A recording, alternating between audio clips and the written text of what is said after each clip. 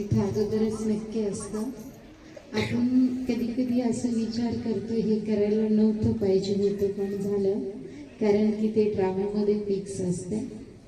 आज ज्या माताजीच्या निमित्ताने 1 महिना झाला आणि ब्रह्मभोजन ही जीवन झरणी आहे.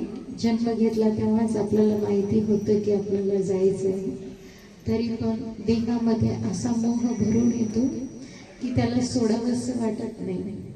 जसं म्हणतात ना, कोणता प्राणी जरी आपण चांगला पाळला तर ते जरी गेलं तर खालीपणा वाटतो. तर हे तर मनुष्य आहे, पण जाणं हे आपल्याला माहिती असून सुद्धा आपण त्याला सोडू शकत नाही. म्हणून म्हणल्या गेले की जीवन हे 3 शब्दाचं आहे.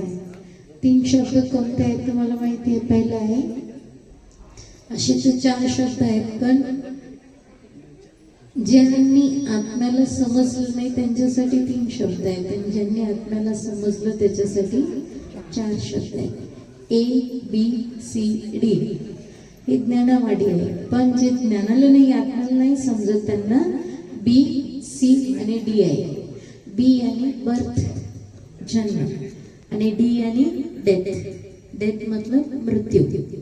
जन्म आणि मृत्यू याच्यावर आपला काहीही जोर नाही आहे. कोणताही त्याच्यासाठी आपण मुहूर्त काढू शकत नाही. कोणताही वेळ नक्की करून ठेवू शकत नाही की याच वेळेला जन्म घ्यायचा किंवा याच वेळेला मृत्यू होणार आहे. ते आपल्या हातात नाही. पण मधला एक शब्द आहे, काय आहे? सी. सीचा अर्थ आहे चॉईस. सीचं मतलब काय आहे? चॉईस. चॉईस मतलब जे जन्म झाल्याच्या नंतर आणि मृत्यूच्या अगोदरचा जे वेळ आहे ती माझी पसंदगी आहे की मला कसं जगायचे ते. काही वेळेला आपण दोष दुसऱ्यांवर देतो. परिवारासाठी करते, दुसऱ्यांसाठी करते, म्हणण्यानं करते, बोलण्यानं करते, व्यवहारासाठी करते, पण माझी चॉईस आहे. जगामध्ये जे सस्ते लोक आहेत ते पण जगायले, त्यांनाही काही पुतळा बनवून लोक 4 रस्त्यावर ठेवत नाहीत, आणि जे खोटे लोक आहेत ते पण जगायले, त्यांनाही कोणी समाजातून बाहेर काढून टाकत नाही. असं हे संसार आहे. इथं जसं जीवन जगायचे त्याला जग स्वीकार करते. भोगायचं आपल्याला आहे, तर ती माय चॉईस आहे, माझं पसंदगी आहे की मला माझे कर्म कसे करायचे ते. आपण दुसऱ्यांना दोष देतो ना, त्याच्यामुळे मी केले, आवश्यक नाही. घरामध्ये पण पहा तुम्ही, कोणी खोटं बोलत असेल तर काही दिवसात त्याला स्वीकारलं जाते. सरळच काय म्हणतात, जाऊ द्या, त्यांच्यावर भरोसा करू नका. ह्यांनी म्हणले त्यांच्यावर भरोसा नका करू, मी घरीच असतो. काय करणार, आमचेच आहेत, पण ते खोटं बोलतात, त्यांची सवयच आहे खोटं बोलायची. काही बायकांना चुगली करायची सवय असते, लोक स्वीकारतात. अच्छा, तिने सांगितलं, तिच्याकडं गावाचे सगळं समाचार असतात आणि ती कोणाला सांगल्याशिवाय झोपत शकत नाही. कोणी खरं बोलत नाही. ते म्हणले मतलब 100% खरं असणार, कारण की तो माणूस कधी खोटं बोलू शकत नाही. तर जग आहे ना, त्यांच्या कर्माला स्वीकारतो, पण ही आपली चॉईस आहे. माझी पसंदगी आहे की मला जीवन कसं जगायचं. 5,000मध्ये पण काही बायका घर चालवतात, काहीला 50,000मध्ये सुद्धा चालवता येत नाही. बाबा काही वेळेला मुरलीत सांगतात. काही वकील असे असतात ज्याला कोर्ट सुद्धा घेता येत नाही, कोर्ट घेण्याची ताकद नाही. आणि काही वकील असे असतात ज्यांची अपॉइंटमेंट भेटत नाही, तारीख भेटत नाही. ते डिग्री एकच असते, पण त्यांच्या कर्मावर निर्भर असते. तर तसंच मनुष्य सगळेच आहेत, पण हर कोणी लहान किंवा मोठं कशाने झालं? कर्माने. वयानं लहान मोठं होण्यासाठी आपण काहीच करू शकत नाही, पण कर्मानं लहान मोठं होण्यासाठी ही माझी पसंती आहे की मला काय कर्म करायचे आहे. दुसरी गोष्ट तुम्हाला माहिती असेल, जन्मापासून मृत्यूपर्यंत कोणताही प्रसंग येऊ द्या, त्याच्यामध्ये नारळाचं महत्व आहे ना. नारळाला दुसरा शब्द म्हणतात श्रीफळ. सगळ्या फळामध्ये श्रेष्ठ फळ जे आहे ते असंच सगळ्या योनीमध्ये, भाईजीनं सांगितलं ना, 84 लाख योनीमध्ये जातात असं म्हणतात नाही, पण 84 लाख योन्या जे आहेत त्याच्यामध्ये सर्वश्रेष्ठ जी योनी आहे ते आहे मनुष्य योनी. ती काय? मनुष्य योनी नारळासाठी. म्हणून नारळाचं कोणतंही सीझन नाही आहे. हर एक शुभ अशुभ कार्यासाठी काय पाहिजे? नारळ पाहिजे. जन्मासाठी नारळ पाहिजे. आजकाल तर होत नाही, पण पहिला जेव्हा जन्म व्हायचा ना, तर ते काहीतरी नाणी करायची, तिथं पण श्रीफळांची आवश्यकता व्हायची. ते खंदायचे काय करायचे ना स्नानासाठी, तिथं पण श्रीफळ. जन्म झाला की लगेच श्रीफळाची सुरुवात व्हायची. नामकरण करायचे, 5वी 7वी 12वी काहीतरी करतात, त्याच्यामध्ये सुद्धा काय पाहिजे? नारळ पाहिजे. आणि मृत्यू झाल्याच्या नंतर पण नारळ पाहिजे. एवढंच नाही, काय करतात, तर जेव्हा अंतिम यात्रा होती तेव्हा सुद्धा बांधून नारळ नेतात. पण जन्म ते मृत्यूपर्यंत हमेशा नारळामध्ये पाणी शोधतात, हलवून पाहतात, पाणी आहे का नाही. पण मृत्यू झाल्यानं सुद्धा हलवून पाहतात, पण ते नारळ सुख असायला पाहिजे, बिना पाण्याचं कोरं नारळ पाहिजे. का? तेव्हा तिथं आत्मा निघून गेलेला आहे, काही चान्सेस नसतात, तिथं सुकलेलं आहे सगळं. म्हणून म्हणतात केलेले कर्म अगर आपल्याला जाणायचे असतील तर मृत्यूच्या वेळेला समजून घ्या. आपण नारळ घेतो, मंदिरामध्ये जातो, मंदिराच्या बाहेर तुम्ही पाहिलं असेल नारळ सोलून थप्पी लावून ठेवतात. प्रसाद घ्या, देवाला नारळ चढवा. आपण तिथं त्या थप्पीमध्ये सुद्धा चांगलं व्यवस्थित नारळ टाकतो की कोणतं चांगलं आहे ते, काळं पाहून हलवून त्याचे डोळे नाक पाहून सगळं. पण कोणी गॅरंटी देऊ शकतं का ते सजलेलं नाही म्हणून, ते खराब नाही म्हणून कोणी गॅरंटी देऊ शकतो? नाही. ते आपण घेतो, त्याच्यावर हळदी कुंकू लावतो, अगरबत्तीवर त्याला उदबत्तीवर आपण असं फिरवतो. का? ते प्रसाद आहे, ते प्रसाद आहे. पण जसंच नारळ आपण फोडतो, जर ते चांगलं निघालं तर अर्ध देवळामध्ये देतो आणि अर्ध सगळ्या परिवाराला किंवा कोणालाही सिरिल किंवा प्रसाद म्हणून त्याला वाटतो. आणि ज्यांच्या हातामध्ये आपण प्रसाद देतो, किती धनवान असू दे, ते काय करतो? हात पुढं करून प्रेमाने प्रसाद घेतो का नाही? त्याचं इतकं महत्व आहे. पण जर ते नारळ खराब निघालं, नासकं निघालं, तर 1 मिनिटामध्ये त्याची जागा काय जागा? पावन झाल्यानं कुठे न्यायला पाहिजे?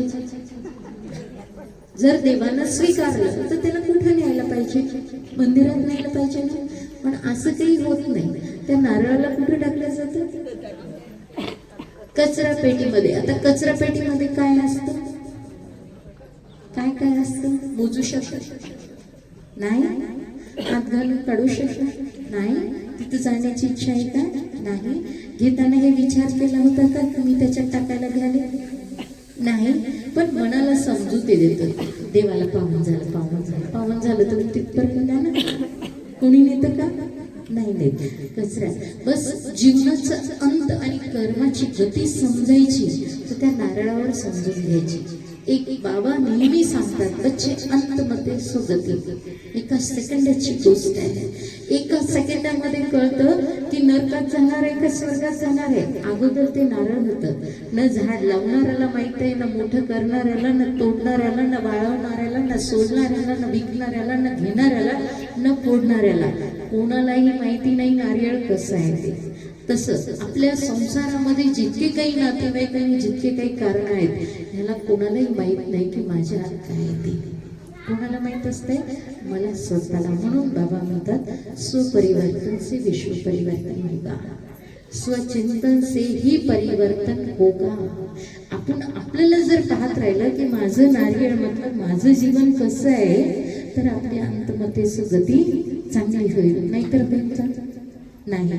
तर त्या नारळासारखं जर चांगलं निघालं तर संसार पण स्वीकारेल आणि परमार्थ पण स्वीकारेल. देव पण तीच सिरणी स्वीकारतो, तेच आपण नारळ ठेवतो जे चांगलं निघालं है ना. सडलेलं खराब झालेलं नासकं नारळ देव सुद्धा स्वीकारत नाही. तर मग रोज एवढंच बाबा काय म्हणतात, चेक अँड चेंज. रोज संध्याकाळी चेक करा, 10 मिनिटं स्वतःला द्या की मी दिवसभर आज काय केलं. तर काय होईल? कळून येईल की मी आज नासक तर जात नाही बाई, हे का नाही. जर मी नासक केले, वरून किती चांगली असू द्या, सगळ्याच्या मध्ये असू द्या, जर मी आज नासक केले तर मला कचरा पेटीमध्ये जावं लागणार आहे, देवाच्या पुढे जाणार नाही आणि लोक सुद्धा नाव घेणार नाही. तर जगाच्या तोंडी आणि देवाच्या चरणी जायचंय तर त्याला चांगलं होणं जरुरी आहे. बाबा म्हणतात मेरे दिल तख्त नसीम बच्चे हो. केव्हा होतील? जेव्हा आपलं दिल, आपलं हृदय चांगलं असेल तेव्हा. ठीक आहे ना. ओम शांतीचे माताजी गेल्या आणि हर्षाबेनची पुढे आहेत. आम्ही जेव्हा सुरुवातीला सेंटरवर आलो तर वर्षाबेनजी तेव्हा आमच्या तिथं होते. जिथून आम्ही निघालेले तिथं त्यांनी पालना दिलेली आहे. तर आज अचानक भाईजी म्हणे त्यांच्याकडे भेटायला जायचं तर चांगलं वाटलं. म्हटलं चला जाऊन येऊया. अचानकचा ड्रामा आहे. मी गुजरातमध्ये असते, गांधीनगरमध्ये मौडी आहे, तिथं सेवारत आहे. असे 25 वर्ष झाली. 5 वर्ष लोटसला होते. अहमदाबाद लोटस एअरपोर्टच्या जवळ सेंटर आहे. तिथूनच ह्या जीवनाची सुरुवात झाली. ज्ञान लहानपणापासून आहे. ज्ञान देणारे आमचे मोठे भाऊ आहेत. दुसऱ्यांनी तर दिलं पण दुसऱ्याचं समजलं नाही काही. आणि ह्यांच्या प्रेरणेनं जीवन पण समर्पित आहे आणि सेवाही चालू आहेत. तर तिथून आज खास ट्रीटमेंटसाठी आलं होतं पण तुम्हाला भेटण्याचं सौभाग्य प्राप्त झालं. ते तर आता कोण सगळे ओळखतात ना भाईजीला. हा, महाराष्ट्रामध्ये कोणी बाकी आहे का?